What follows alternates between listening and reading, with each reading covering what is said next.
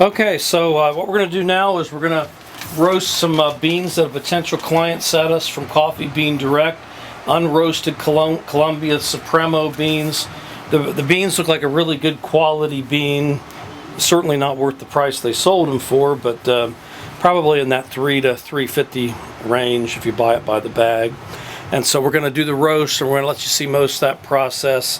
And I'm trying to follow the instructions that I was sent for a medium dark, which is not generally the way I like to roast coffee, but some people like that, and Columbia can put up with it slightly better than other types of coffee. They want it to go to 419 degrees in 11 minutes, which should be no problem, but then they want it really slowed down for 4 more minutes, bringing it up to 441 degrees. And they talk about verifying that they possess an oily appearance, which in reality, generally speaking, oily appearance indicates that the coffee's cellular structure was damaged, and now what you're going to taste primarily is the roast of the coffee rather than the beans itself, which kind of merit the need not to use as high quality beans. But despite that, in previous roasts we did do 1 to 425, 1 to 430 for them from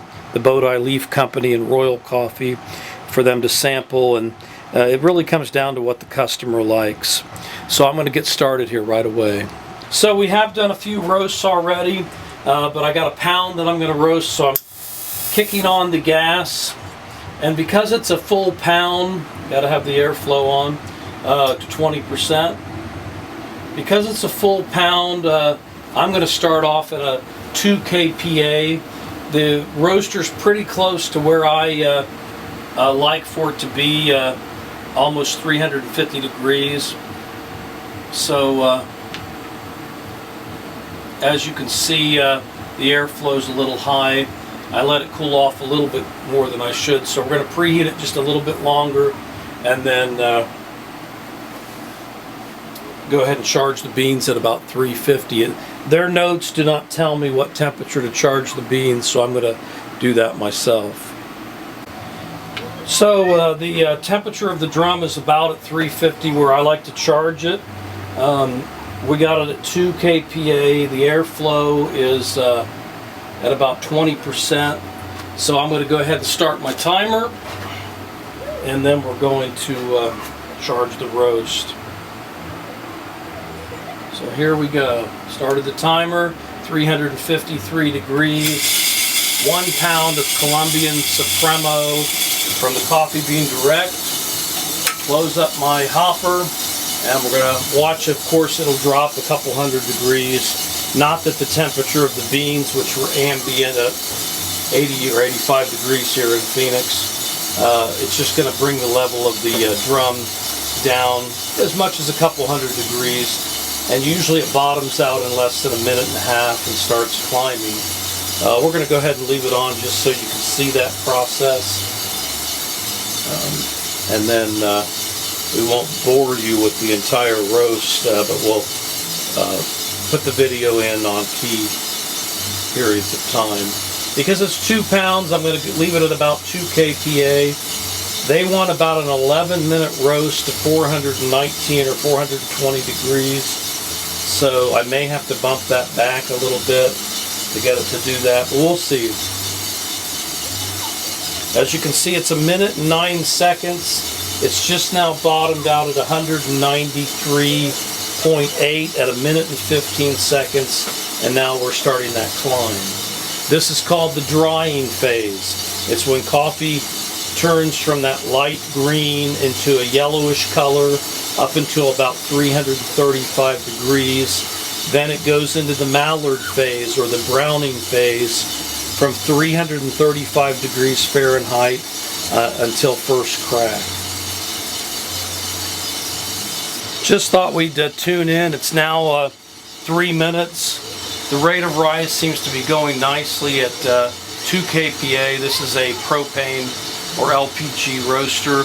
If this were natural gas, it would be much lower, somewhere under 1 kPa to get this rate of rise, as gas pressure on a natural gas unit is much less than propane. So we're at 265 degrees at 3 minutes 25 seconds. As I mentioned before, generally speaking, I like my drying phase to be 5 to 7 minutes. The drying phase will end at 335 degrees. So we're going right on that target. To meet their timing, which is to bring it to 419 in 11 minutes, I may have to cut back the rate of rise shortly. The hardest part on their instructions will be trying to get it to go 4 minutes from 419 to 441. I mean, that really slows down the roast. But we'll see how that goes. We're at 4 minutes, 15 seconds, 290 degrees.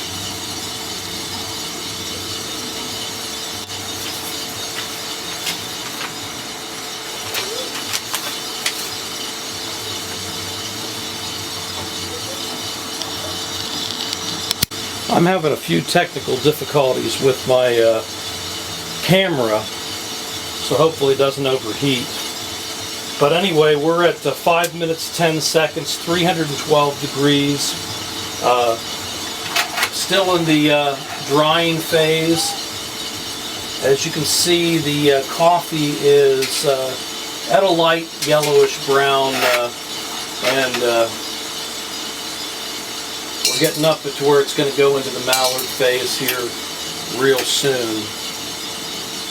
Because we're at 5 minutes, we're probably going to be at 6 minutes where it starts into the Mallard phase, which should still be pretty close to meeting our goal of 11 minutes at 419 degrees. But we'll follow that closely to see how that goes. We're at 2 kPa on the propane, about 20% on the airflow, 330 degrees at 6 minutes and 3 seconds. Just getting ready to end the drying phase and getting ready to go into the Mallard or browning phase. And it is already a light brown. So here we are now starting the browning phase at 6 minutes 20 seconds. Having some problems with my camera overheating, so hopefully it'll make it through this. But we're at 7.5 minutes, 357 degrees. We still got the gas at 2 kPa, and the airflow is still at 20%. We haven't seen the need to bump up the airflow. I know it's going to be going into first crack somewhere around 380 to 400, so we'll keep tuned on that. So here we are at 9 minutes 12 seconds, 387 degrees. Have not cut back the kPa. Roasting 1 pound of Columbia Supremo. Airflow is still at 20%. We are keeping right about on target, and it should start going into first crack here real shortly. We're getting a nice browning, if you can see that on the bean. Here we go. We're starting in first crack, 9 minutes 44 seconds, 395 degrees.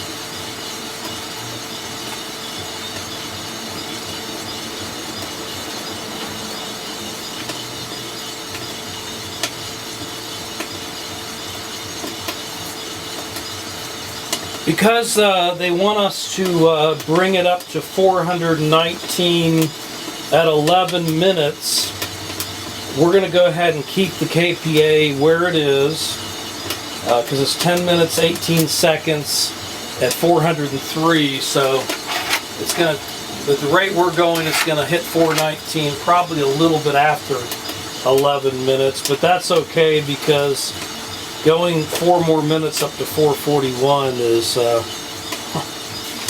is really slowing down the roast. But it is interesting to note that this Colombian Supremo went into first crack at a much higher temperature than our other 2 Colombias, which I think one went in at 383 and Maybe the other one at 390. This one at 395 at 9 minutes and 40 seconds. So here we are at 11 minutes. We're at 412 degrees. So just a slight difference in time, but that really shouldn't affect the roast at all.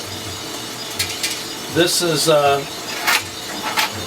pretty good medium right now. I personally would probably take this roast up to about 430 max, but we're following the instructions here. So 441 is what our target is, and our target is, it sounds like 15 minutes because they're telling us to go at 419 at 11 and then 4 minutes later at 441.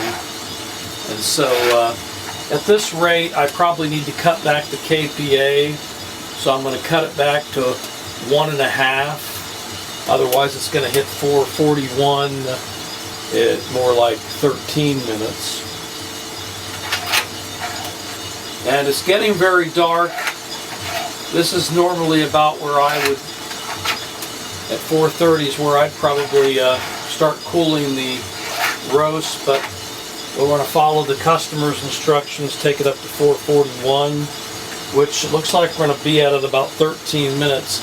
I'm going to go ahead and power off the gas, and we're just going to let it coast up to 441, which is about where it's at. And unfortunately, I couldn't stretch it out to 15 minutes. I'm going to be doing well to stretch it to 13 minutes. So here we are at 441. I'm turning on the cooling tray. It's at 12 minutes 50 seconds, and we're going to take it out there. And that is a nice looking roast. It's not too dark, it's not oily, which is what you don't want, as the cellular structure of the bean would be damaged. I'm going to go ahead and leave the drum open for a minute because our next charge is going to be unroasted decaf, and despite what these instructions say, well, it does say to, no, it doesn't tell me when to charge the beans, but I want to take it in at, well, the only instructions I've got is for a medium, and I don't know if that's what they mean for the decaf, but we'll see. I don't know how well you can see this, but this is what decaf looks like. It looks like it's already been roasted, and that's why most people, when they roast decaf, they charge the beans into the drum at about 50 to 75 degrees cooler than what they would if it was regular raw coffee. So I would normally charge these at 275 to 300. Right now we're at 300. We're close to 300. I'm closing the drum. I'm going to stop my timer, reset it, and we're going to go ahead and charge the beans. And I'm not even going to turn on the heat for the first 45 seconds. I'm going to let it bottom out in the roaster and see how far the temperature goes down. This is 1 pound of Colombian decaffeinated. So here we've let it go without any gas on for 57 seconds. It's bottoming out close to about 160 some. I'm going to kick the gas on in the airflow, and I'm going to start it at a lower KPA since it is decaffeinated. I'm going to start it at 1 1/3 KPA. The instructions on this, which I'm assuming is for the medium roast, it doesn't specifically say decaffeinated, but it says that I should take it up to 11 minutes at 401 degrees and then let it go up to 419 in another 2 minutes.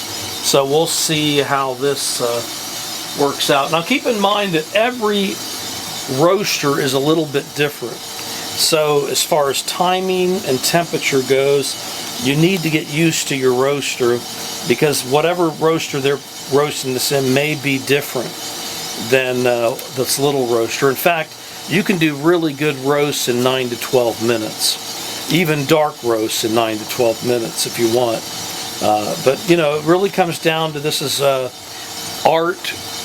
You have to do what works best for you. You're the artist, so you really got to go by that. I'm going to let the camera cool off because it's overheating, and then we'll follow back up in a moment. Okay, we're continuing the roast of the Columbia decaffeinated. I had it at about 1 1/3 kPa. I feel the rate of rise was a little bit slow, so I've bumped it up now to slightly over 1.5 kPa, which brings us now at 7 minutes right now, 298 degrees. So that's good because they want us to go to 401 degrees in 11 minutes, which is 4 more minutes, which shouldn't be a problem. As you may notice, it's already well into the browning phase, and part of that is because decaffeinated coffee has already been roasted, really. It's been cooked, boiled, you might say, to get the caffeine out of it. And so it already looks a little bit brown when you first start roasting it. But right now we're looking at 7 minutes, 41 seconds, 308 degrees. So we're going to go into the Mallard phase probably around 8.5 minutes. And the interesting thing about decaffeinated coffee is you don't often hear it go into much of a first crack. So we may not hear any dramatic first crack.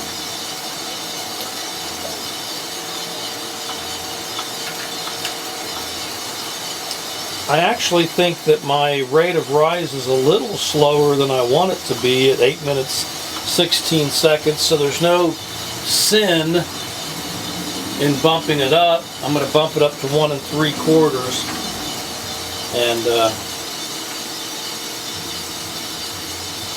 we still got the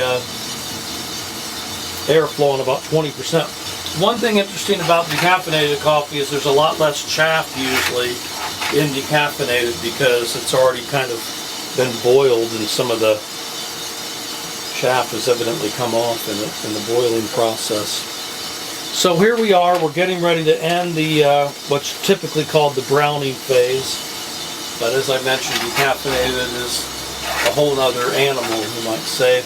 But we're getting ready to go what's typically called into the Mallard phase at 9 minutes 7 seconds, almost 330 degrees.